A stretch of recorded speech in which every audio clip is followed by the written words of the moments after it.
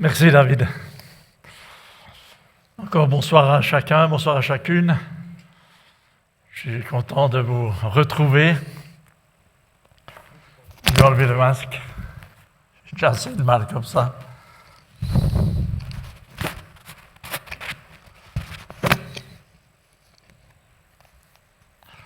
Voilà. Le temps qu'on vient de vivre, c'est intéressant d'entendre ce que les uns et les autres disent et de pouvoir, et je crois que ce qu'on peut retenir, en tout cas ce que je retiens moi, c'est le temps. On est dans un temps particulier. On est dans un temps où Dieu dit, c'est le temps, comme l'a dit Mélanie, c'est le temps d'écouter la parole de Dieu. C'est le temps de faire sa volonté. C'est le temps. Je crois, tout à l'heure, dans le temps de prière, il y avait une pensée qui me venait sur le cœur. C'est la pensée de Josué où Dieu dit, maintenant tu prépares ton peuple à sortir et à entrer dans la terre promise. Et je crois que tout ce qu'on reçoit dans ces derniers temps est important.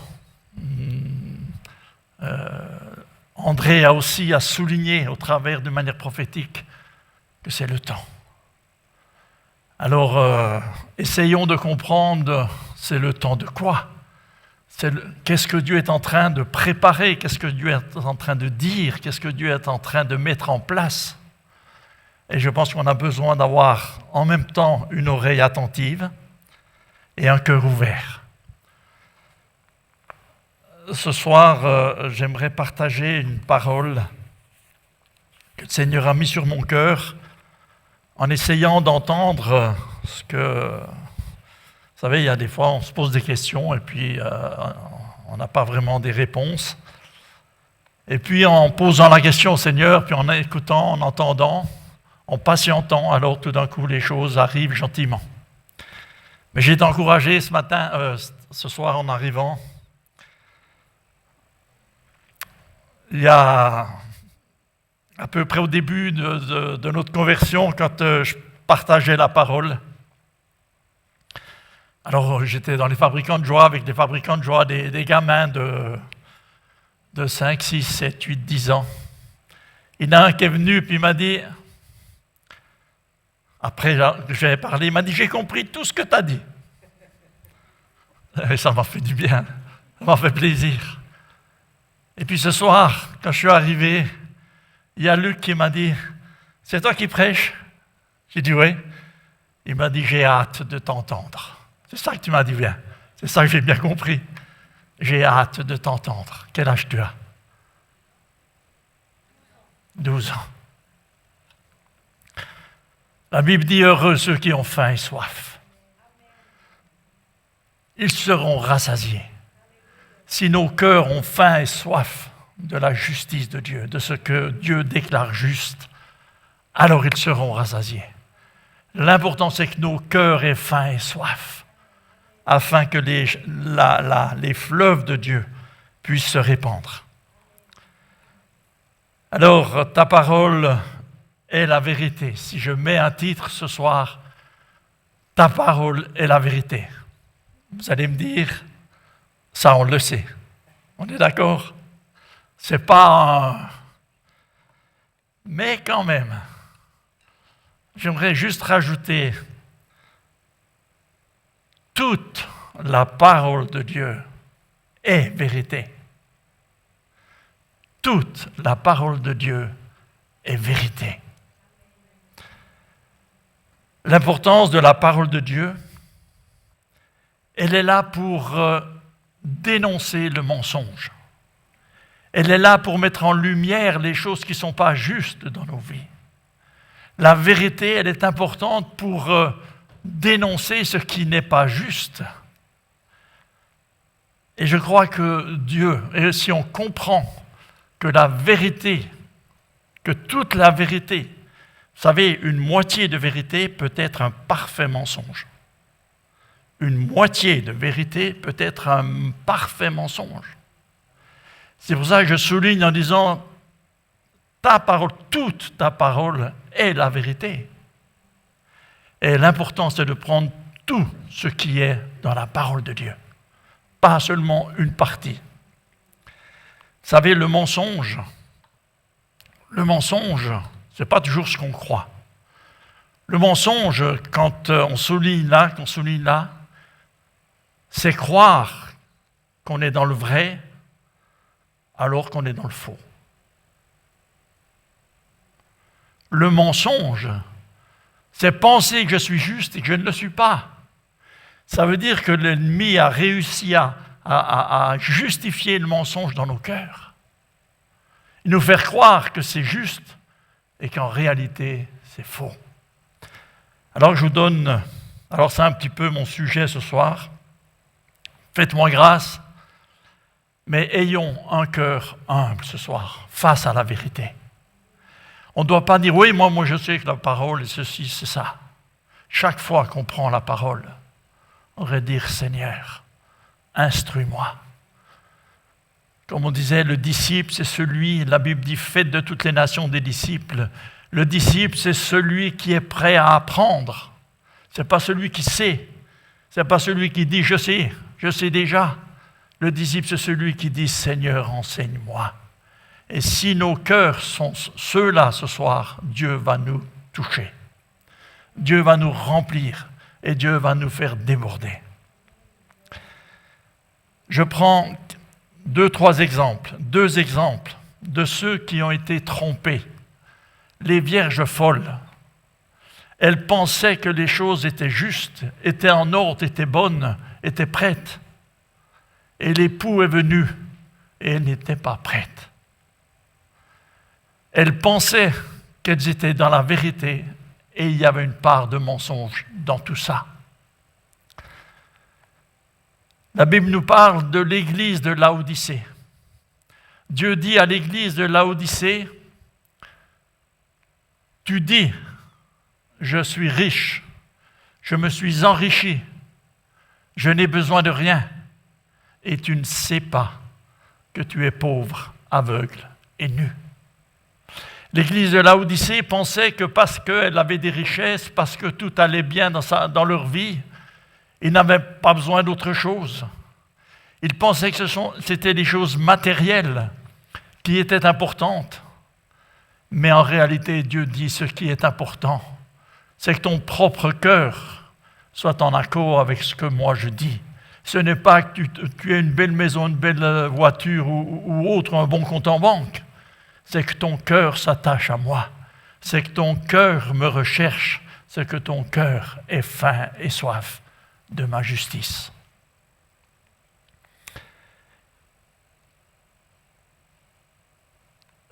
La vérité est importante pour dénoncer le mensonge. Alors, on pourrait se dire, mais est-ce que nous sommes dans le vrai? Quelle est la part de vérité? Quelle est la part de mensonge? Est-ce qu'il y a une part de mensonge dans nos propres vies?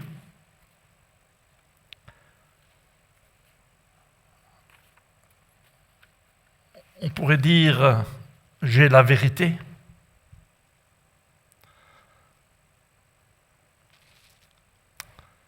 Il y a ce texte qu'on va prendre ce soir. C'est Matthieu 7, 23. Alors, je prends un verset et je le lis et puis vous verrez.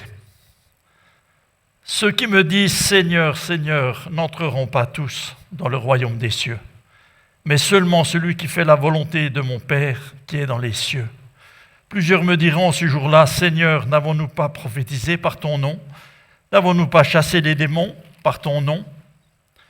N'avons-nous pas fait beaucoup de miracles par ton nom? » Alors je leur dirai ouvertement, je ne vous ai jamais connu. Retirez-vous de moi, vous qui commettez l'iniquité. C'est violent quand même, hein? C'est violent.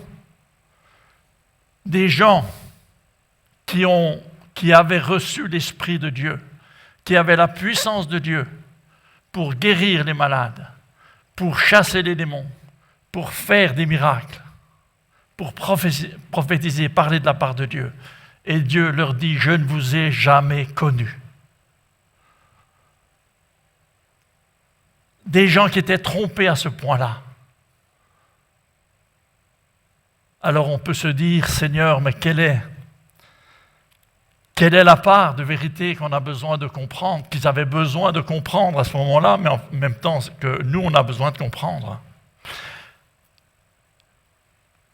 Ce que Dieu est en train de dire à ces gens-là, est en train de dire, je vous ai donné mon esprit, je vous ai donné ma puissance pour guérir les malades, parce que Dieu nous a donné la parole et la puissance de Dieu pour guérir les malades, pour chasser les démons, pour prophétiser et pour faire des miracles. Mais il ne nous a pas donné la puissance de Dieu seulement pour ça.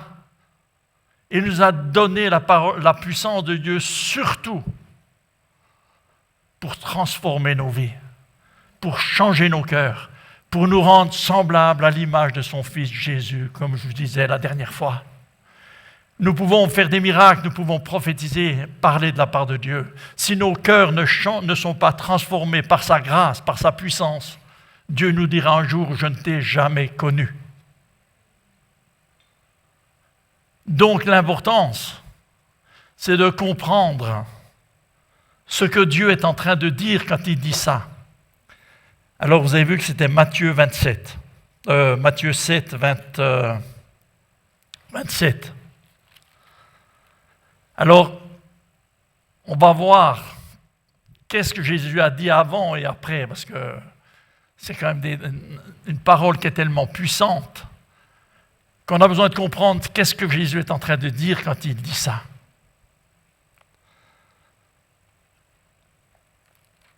Il leur dit, retirez-vous de moi, vous qui commettez l'iniquité. Je vous avais partagé dans un message que l'iniquité, Jésus nous a dit que Jésus est mort, il a été blessé pour nos péchés, mais il a été brisé pour nos iniquités. Le péché, il a été blessé pour ça. Mais l'iniquité, c'est ce qui reste encore dans nos cœurs, autrement dit la chair, qui nous pousse, qui nous entraîne au péché. Que si ces choses ne sont pas traitées, nous pouvons avoir reçu la grâce de Dieu. Mais si ce n'est pas traité, alors ça va nous conduire au péché. Peut-être qu'un jour, ça va nous éloigner de Dieu. Peut-être qu'un jour, ça va nous faire renier Dieu. C'est pour ça qu'il est important que quand Jésus dit ça, il est en train de dire, il y a cette part de l'homme que si l'homme n'est pas d'accord de s'en débarrasser, Dieu ne peut pas le faire. Mais si l'homme est prêt et comprend que cette part de la chair, de cette vieille nature qui avait des habitudes, que si on ne lui donne pas des nouvelles habitudes, elle va nous créer des problèmes.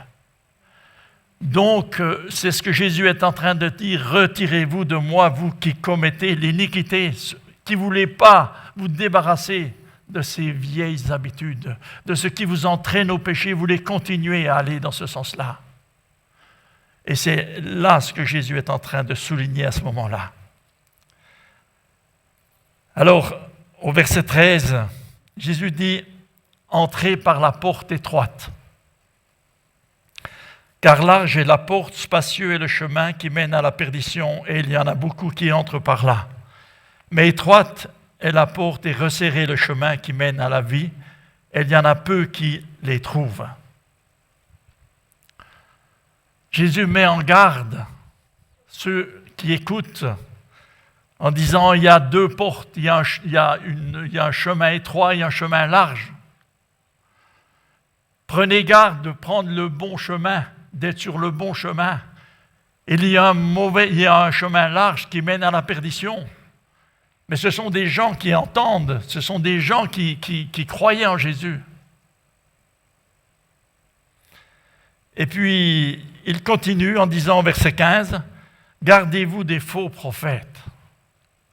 Gardez-vous de ceux qui vous annoncent des choses fausses.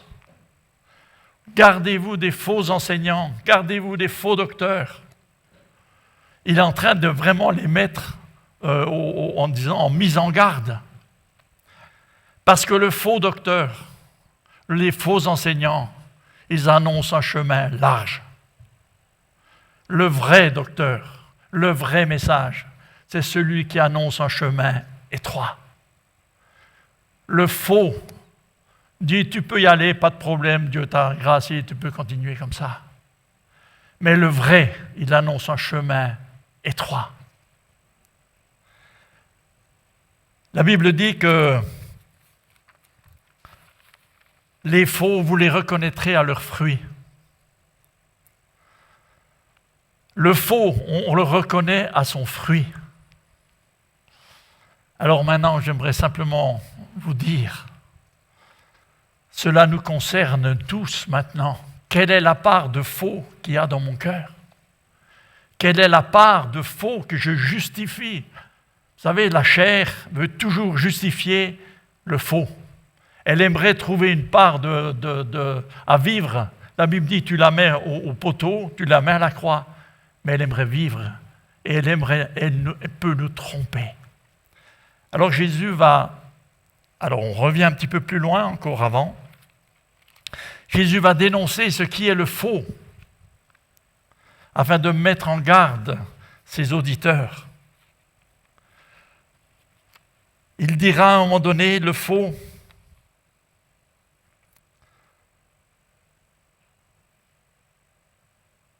c'est celui qui convoitise, celui qui a de la convoitise dans son cœur pour être conduit au divorce. Le faux, c'est celui qui a le jugement dans son cœur. Le faux, c'est celui qui est attaché à l'argent plus qu'à Dieu.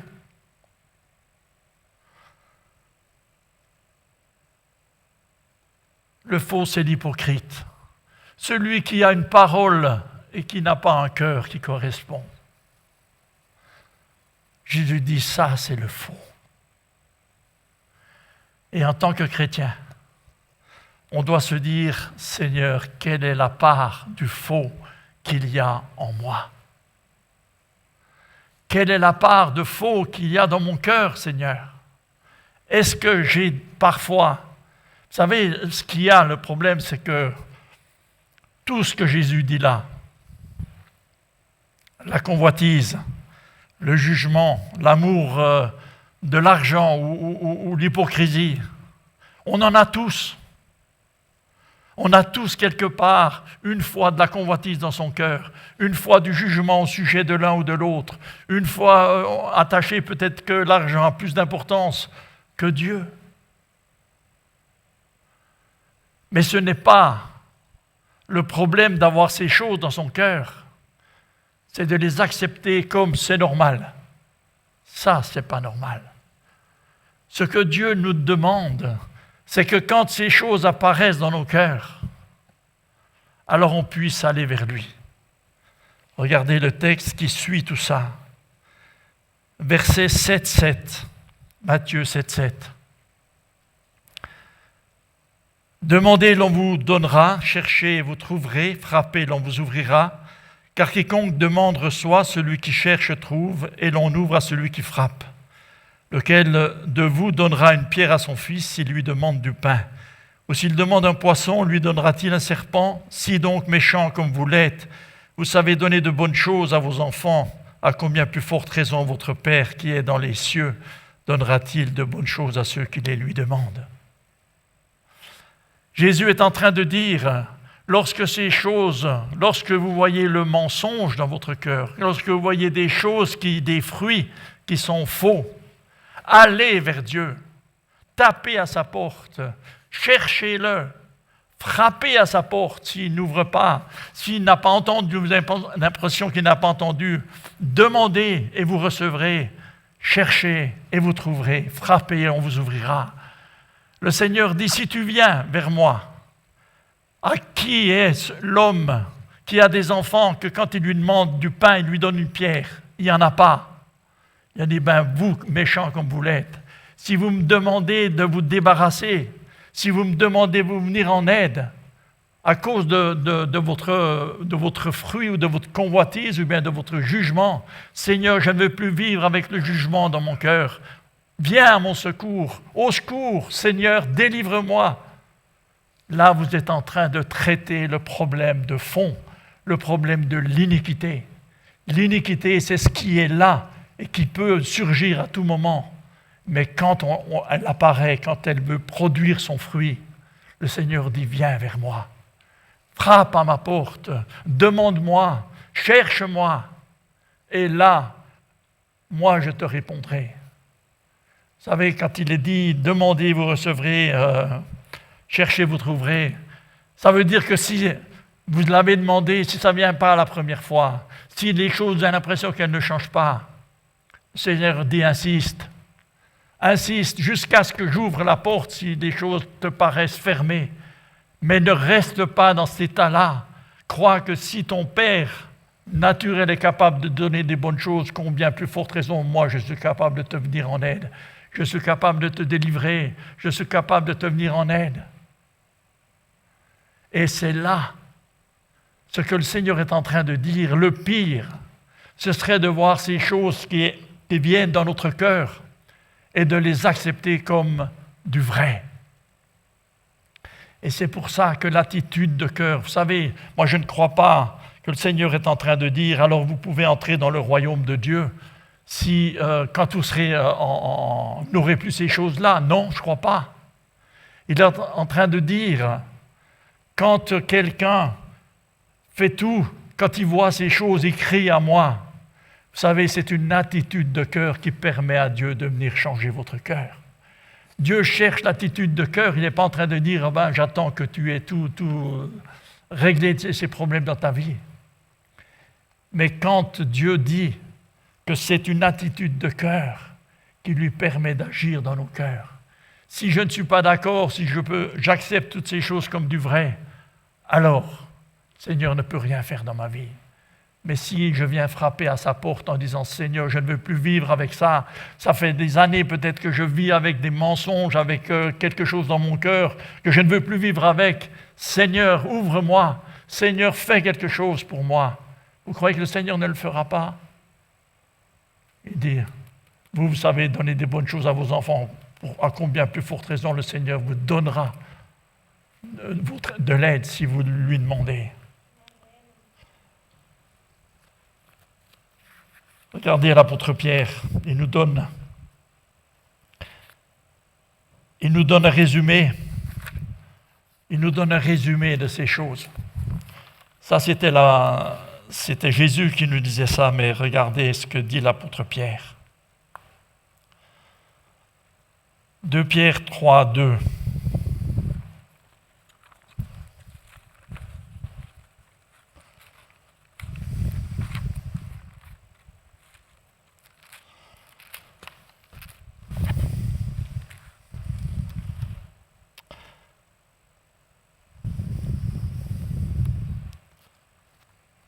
C'est moi qui mène du bruit comme ça. Avec ma respiration, ça mène du bruit.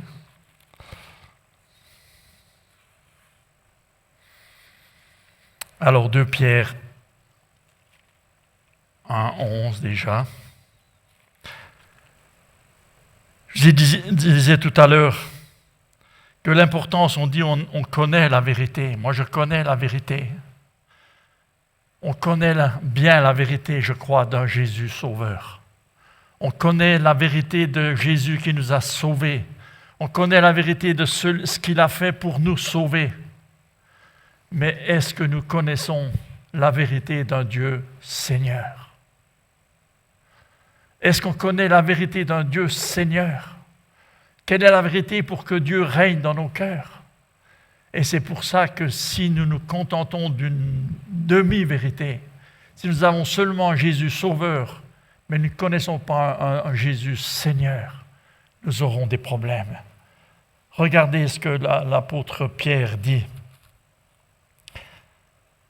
Alors je vais doucement, comme ça on va voir les étapes qui sont...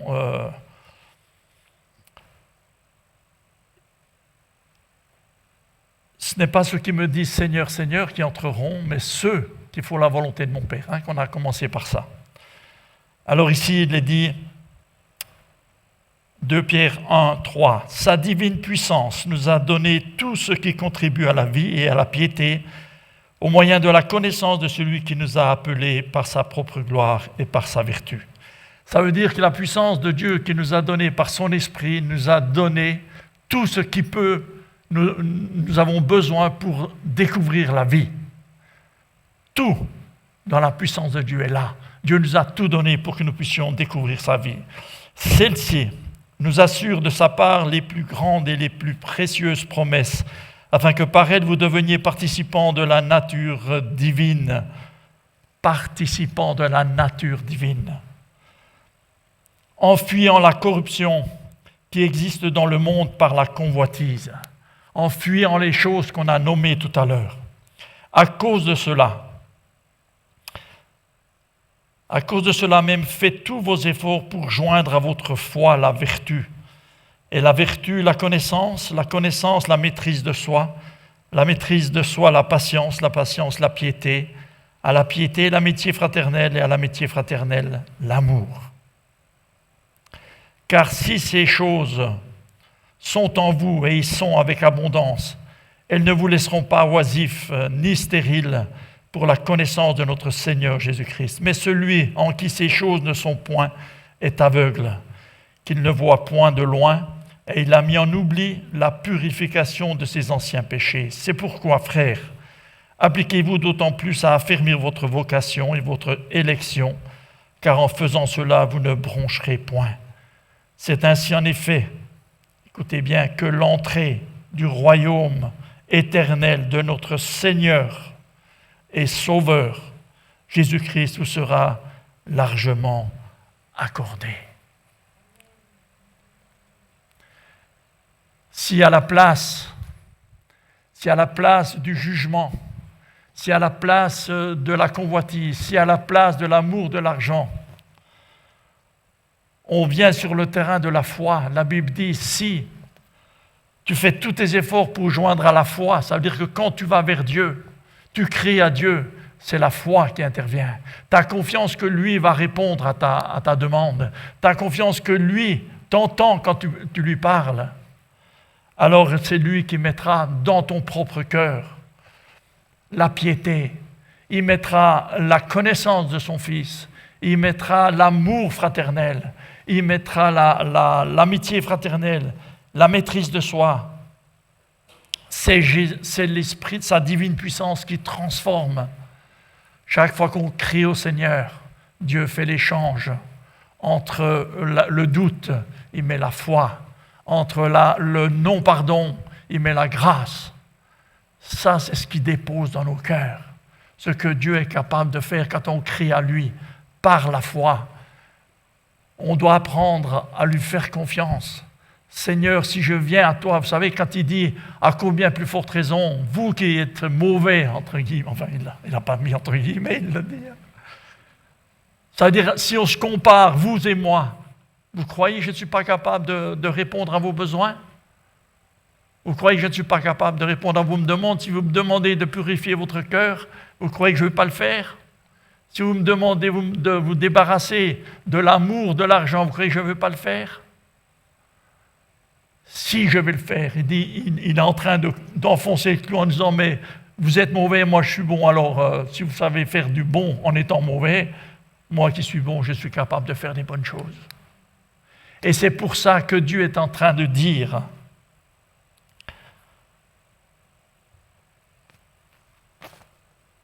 l'entrée dans le royaume de Dieu, du Seigneur et du Sauveur, Jésus-Christ. Il y a un verset aussi qui nous parle de Pierre, je ne suis pas sûr si je le retrouve, 2 Pierre 3,2, je crois, 2 Pierre 3,2.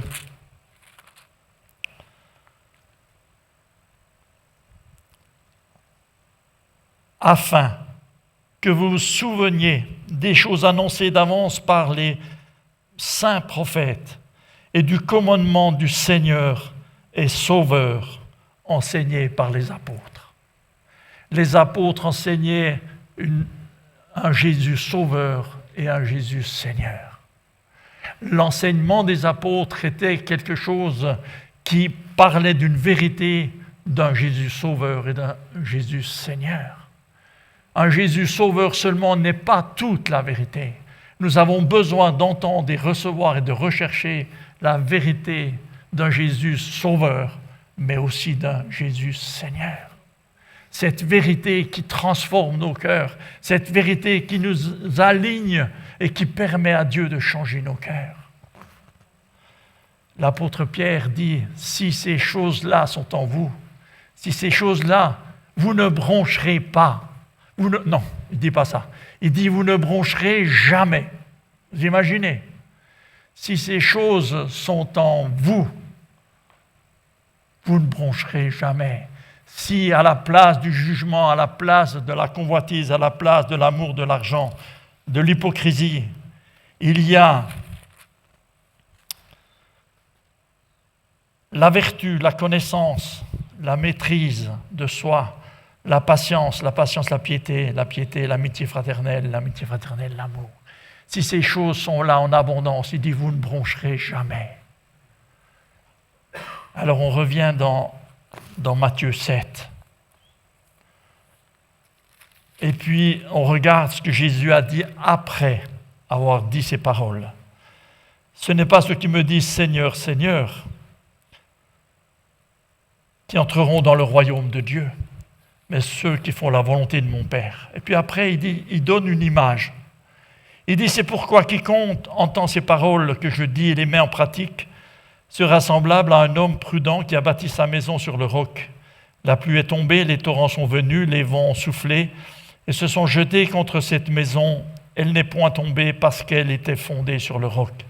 Mais quiconque entend ces paroles que je dis et ne les met pas en pratique sera semblable à un homme insensé qui a bâti sa maison sur le sable. La pluie est tombée, les torrents sont venus, les vents ont soufflé, et ils ont battu cette maison, et elle est tombée, et sa ruine a été grande. Qu'est-ce que Jésus est en train de dire? Jésus est en train de dire, si nous faisons ce qu'il est si nous considérons vraiment que quand nous voyons des fruits dans nos propres cœurs qui sont pas juste des faux fruits, si on va vers le Seigneur, il est en train de dire, vous construisez ma maison, vous construisez votre maison sur le roc. Qu'est-ce qu'il est en train de dire? Il est en train de dire, c'est que quand vous serez visité par la tempête dans vos vies, vous tiendrez debout. Vous aurez toujours confiance en moi. Vous aurez assez confiance en moi pour ne pas être inquiété. Il dit, ne vous inquiétez de rien, juste un peu avant. Recherchez le royaume de Dieu. Ne vous inquiétez de rien, mais cherchez le royaume de Dieu. C'est toujours le même contexte. Si ces choses sont en vous, Pierre dit, vous ne broncherez jamais. Mais ici, Matthieu, il dit, si ces choses sont en vous, si vous construisez selon la manière de Dieu, il est en train de dire, quand les vents souffleront dans ta vie, quand les torrents viendront dans ta vie, quand les pluies viendront dans ta vie, elles te submergeront. Tu seras solide comme un roc. Tu ne seras pas ébranlé. Tu ne seras pas perdu. Tu ne seras pas confondu. Tu vas avoir assez confiance en Dieu parce qu'il aura rempli ton cœur de son fruit, de la vérité. Mais si tu ne fais pas ces choses, quand les vents viendront, quand la tempête soufflera, quand les pluies viendront, tu ne vas pas tenir, tu vas m'abandonner, tu vas avoir le doute dans ton cœur au lieu d'avoir la foi, tu vas avoir la panique dans ton cœur au lieu d'avoir de la confiance. Et c'est pour ça qu'il dit, fais-moi, construis sur le roc, comme moi je te le dis. Comme ça, quand les temps viendront, nous savons que les temps viendront difficiles. Nous en avons déjà un aperçu maintenant. Mais plus on ira de l'avant, plus les temps deviendront difficiles. Et ce qui est important, ce n'est pas les temps, mais c'est de faire ce que Dieu nous dit de faire maintenant. Quand il est dit, c'est le temps, moi je crois vraiment que c'est le temps. C'est le temps où Dieu dit, maintenant construisez. Comme l'a dit Mélanie avec le texte, c'est le temps d'entendre la vérité, c'est le temps de mettre sa volonté, de faire sa volonté. Et Dieu dit, c'est ma volonté. Et si on relisait ce texte à la maison, c'est ce Matthieu, depuis les béatitudes, en fait, c'était juste la suite des béatitudes. Les béatitudes disaient, en fait, c'est pas l'extérieur qui compte, c'est l'intérieur. Heureux serez-vous quand vous serez persécutés. Parce qu'à l'intérieur, vous serez content, mais à l'extérieur, ça va galérer. Mais si nous comprenons que c'est ça l'essentiel, Jésus disait, gardez-vous du formalisme religieux. Toujours le même contexte. Gardez-vous du formalisme religieux. Les religieux, ils traitent l'extérieur, mais pas l'intérieur. Ils essayaient de paraître beaux et bons et justes et clairs devant les hommes. Et garde-toi de ces choses-là. Cherche à ce que ton cœur soit en ordre. Cherche à ce que ton cœur soit touché par le Seigneur, soit transformé par le Seigneur. Cherche à ce que l'iniquité dans ta vie soit nettoyée.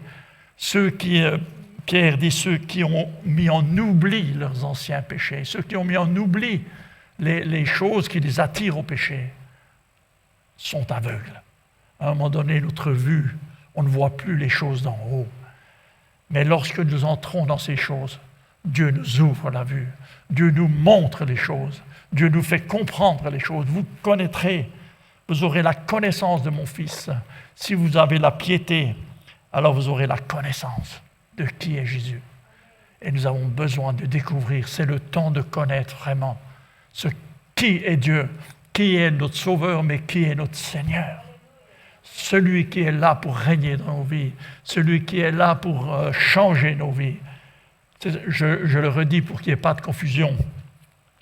Ce n'est pas que Dieu nous demande d'être parfaits. Lui peut nous rendre parfaits à ses yeux.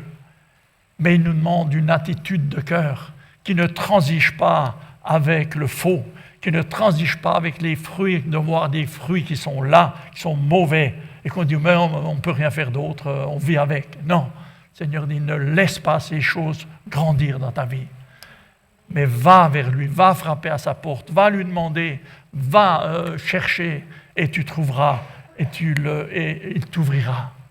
Quand on disait tout à l'heure que la présence de Dieu est importante, quand le Seigneur dit, c'est pour ça que je me disais, quand le Seigneur dit, j'ouvre la porte, ça, je crois que c'est la présence de Dieu.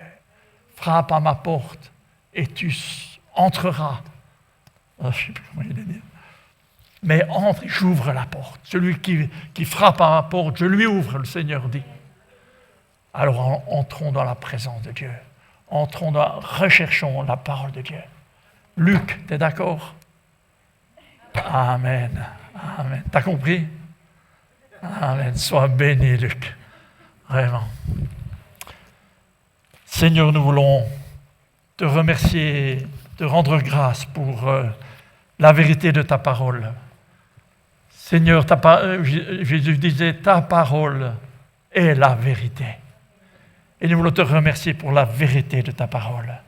Seigneur, apprends-nous à comprendre et à recevoir la vérité sur Jésus, Seigneur.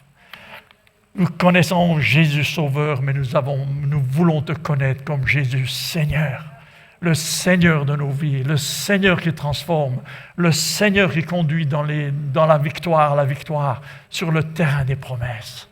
Seigneur, nous te remercions ce soir et je te demande de bénir cet enfant, et de bénir tes enfants et de bénir chacun, Seigneur, et que ta parole descende dans nos cœurs jusqu'à ce qu'elle ait produit son effet. Au nom de Jésus, Amen, Seigneur, Amen. Amen. Que le Seigneur nous bénisse.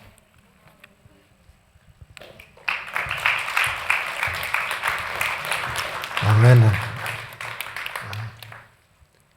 J'avais à cœur juste de compléter 2-3 choses. Quand tu as parlé d'iniquité, je l'ai réalisé dans ma vie quand j'ai dû lutter avec de l'iniquité qui était en moi, où à des endroits j'ai dû vraiment crier et frapper très fort à la porte. Eh bien, ça m'a rapproché tellement du cœur de Dieu. Amen. Et puis c'est là que tout d'un coup j'ai compris, puis que j'ai réalisé que en Dieu, il tourne le mal en bien. Amen. C'est comme, là je vais dire une parole qui peut être bizarre, c'est comme si tout d'un coup le péché était bon. Parce que j'ai tellement crié à Dieu à cause de cette iniquité qui me colle à la peau, puis que j'arrivais pas à m'en débarrasser. J'ai tellement crié à Dieu que je me suis tellement rapproché de son cœur. Amen. Et puis, par rapport à ce que tu dis, j'étais vraiment interpellé aussi dans l'évangile de Matthieu. J'aimerais lire et puis qu'on puisse encore méditer ça. C'est dans Matthieu 25. Jésus qui va dire au verset 34, « Alors le roi dira à ceux qui seront à sa droite, « Venez vous qui êtes bénis par mon Père et recevez en héritage le royaume qui a été préparé pour vous depuis la création du monde. Car j'ai eu faim et vous m'avez donné à manger, j'ai eu soif et vous m'avez donné à boire, j'étais étranger et vous m'avez accueilli chez vous, j'étais nu et vous m'avez habillé, j'étais malade et vous m'avez visité, j'étais en prison et vous êtes venus me voir. » Dans ma Bible, c'est traduit au verset 37. « Ceux qui ont fait la volonté de Dieu lui répondront alors, « Seigneur, quand t'avons-nous vu affamé et t'avons-nous donné à manger ou assoiffé et t'avons-nous donné à boire ?» Quand ? Et ce que je trouve intéressant, si je peux finir comme ça, c'est qu'en fait, ces gens, quand ils donnent à manger, ils donnent à boire, ils exercent la justice. Et tout d'un coup, ces gens, ils se sont tellement laissés transformer leur cœur qu'ils font la volonté de Dieu sans s'en apercevoir. Amen. Amen. Gloire à Dieu. Merci beaucoup, Pierre, pour ton message qui nous encourage à veiller sur nos cœurs les uns, enfin que chacun veille sur son cœur, que chacun regarde à sa paille, à sa poutre. Tu sais, des fois, on veut te regarder la paille dans l'œil de son frère, mais qu'on puisse regarder à sa poutre. Que chacun veille à son cœur. Amen. Que Dieu vous bénisse. Que chacun soit béni pour cette nouvelle semaine.